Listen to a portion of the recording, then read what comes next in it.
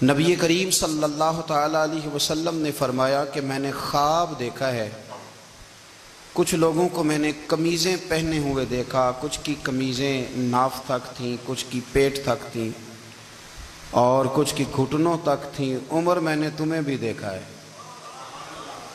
تمہاری قمیض تو پیروں سے ٹکرا رہی تھی۔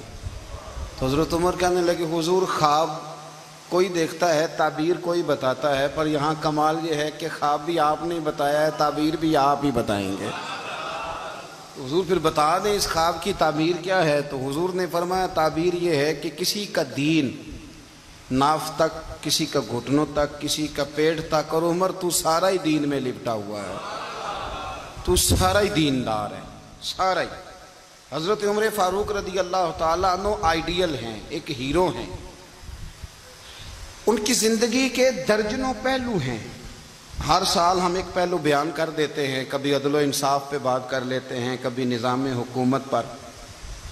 ان کی زندگی کا ایک پہلو آج بھی ہماری گفتگو کا عنوان رہے گا، پر حضرت عمر کا مرتبہ اور مقام یہ ہے کہ نبی کریم علیہ السلام نے فرمایا کہ جبریل امین 950 سال میرے عمر کی شان بیان کریں تو عمر کی شان ختم نہیں ہوتی۔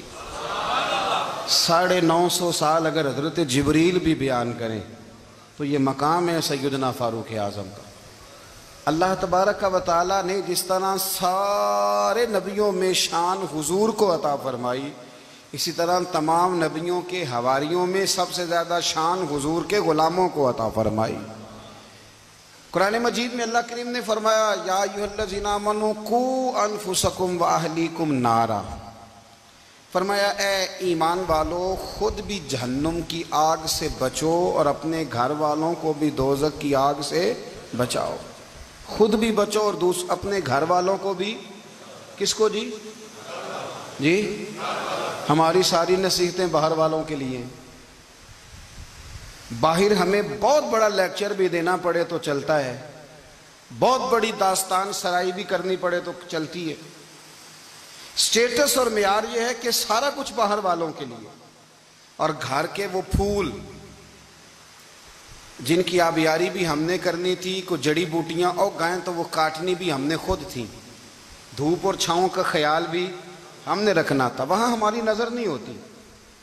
پڑوسی کے بچے کیا کر رہے ہیں یہ سارا پتہ ہوتا ہے، اور میرے گھر میں کیا گل کھل رہے ہیں اس کی مجھے خبر نہیں ہوتی۔ حضرت عمر فاروق نے جب یہ آیت نازل ہوئی تو فوراً عرض کیا یا رسول اللہ صلی اللہ علیہ وسلم اس کا کیا مطلب ہے کہ خود بھی دوزخ کی آگ سے بچو اور اپنے گھر والوں کو بھی بچاؤ؟ تو نبی کریم علیہ السلام نے فرمایا عمر اس کا مطلب یہ ہے کہ جن چیزوں کا اللہ رسول تمہیں حکم دیتے ہیں تم اپنے گھر والوں کو ان چیزوں کا حکم دو، اور جن چیزوں سے اللہ رسول تمہیں منع کرتے ہیں تم اپنے گھر والوں کو بھی ان چیزوں سے منع کرو۔ حضرت عمر فاروق کی زندگی میں جو چیز آپ کو بہت زیادہ ملے گی نا وہ یہ ہے کہ آپ نے جتنا کڑا احتساب محاسبہ باہر والوں کا کیا ہے نا، اس سے زیادہ بڑھ کے اپنا اور اپنے گھر والوں کا کیا ہے۔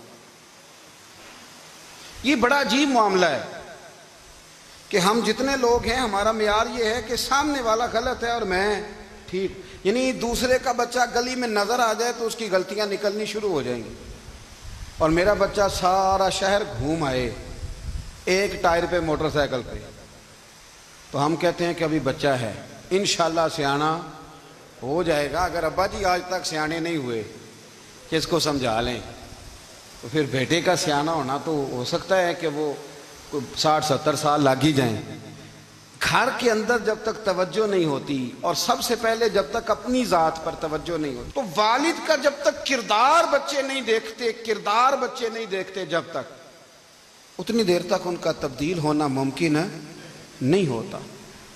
حضرت عمر فاروق رضی اللہ تعالیٰ عنہ نا باہر والوں کا بھی بڑا سخت حساب کرتے تھے۔ بڑا ایک گورنر صاحب نے لباس بڑا شاندار پہننا شروع کر دیا تھا تو حضرت عمر نے اتروا کے نا تو انہیں ٹاٹ کا لباس پہنا کے تو اونٹ چرانے کی ڈیوٹی دے دی تھی، اتنا سخت احتساب کرتے۔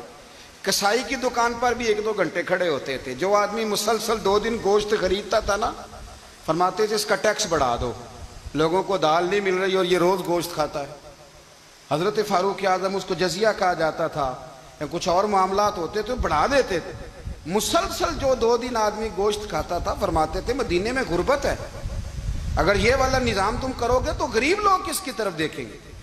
لیکن اس سے زیادہ بڑھ کر جو ان کی زندگی کا معیار اور سٹیٹس تھا وہ یہ تھا کہ اپنے گھر کا خاص خیال رکھتے، خاص توجہ کرتے۔